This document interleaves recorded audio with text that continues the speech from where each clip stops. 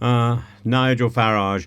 I was making a video about him a short while ago, and you just think, man of the hour, connoisseur of red wine, and now Britain's self-styled envoy to the Trumpian universe. He's sort of everything for everyone, isn't he? His appearance at the Spectator's Americano US election event was nothing short of a baroque, orchidaceous display of grandiosity. Farage, resplendent in his post-political glory, radiated the kind of brash, nenuphar confidence that only a man certain of his own indispensability could possibly muster. There he stood or sat, lording over the Westminster crowd, claret in hand, channeling Trump as though he were some latter-day oracle brimming with prophetic certainty, or some old biddy in a tent in a church garden fete. Cross my palm with silver, laddie. On the 5th of November, Donald Trump is going to win, and thank God for that, he said, in a scene more befitting of a Shakespearean fool than a political figure. Yet Farage ploughs on undeterred, casting aspersions, maybe, left and right, sparing not even a scrap of respect for the Conservative or the Labour parties. To him, they're nothing but crumbling edifices, relics of an establishment that he, a wine-swilling paladin of populism, has vowed to decimate. And his praise of Trump's McDonald's escapades, absolute political genius, he declared, eyes twinkling with what can only be described as conspiratorial glee. Ah, yes, Trump, the billionaire, man of the people, wolfing down fast food with a grin that Farage deemed otherworldly, like Cerberus, except two of the heads are missing. In Farage's eyes, Trump's every idiosyncrasy is gilded, every smirk an act of divinely ordained rebellion.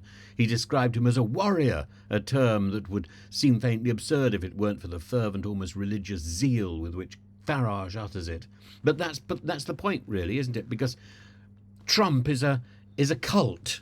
I said that carefully. Trump is not to be mistaked with Jeremy Hunt. Trump is the cult. And perhaps he's right. Trump is indeed a warrior, albeit one whose battles seem increasingly quixotic.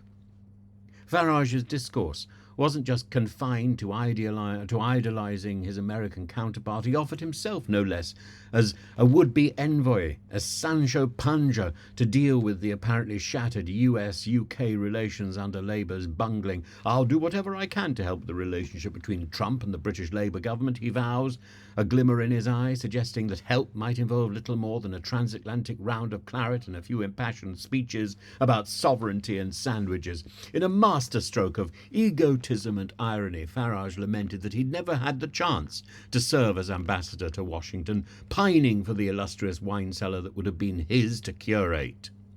It's a tantalizing thought. Nigel decanting claret in the embassy cellar, a semi-shrined figure dispensing sage Trumpian aphorisms in a procession of bewildered American dignitaries' ears.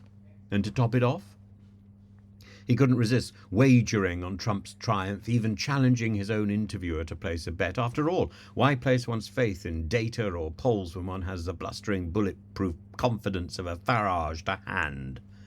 In the end, Farage turned his verbal bouquet back on himself, muttering an immortal line, "Does it matter?"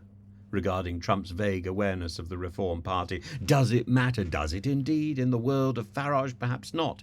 Here's a man who occupies his own realm, free from the dictates of logic and even reality. A court jester in the spectacle of British politics whose outlandish proclamations remind us that sometimes the most absurd voices are also the loudest.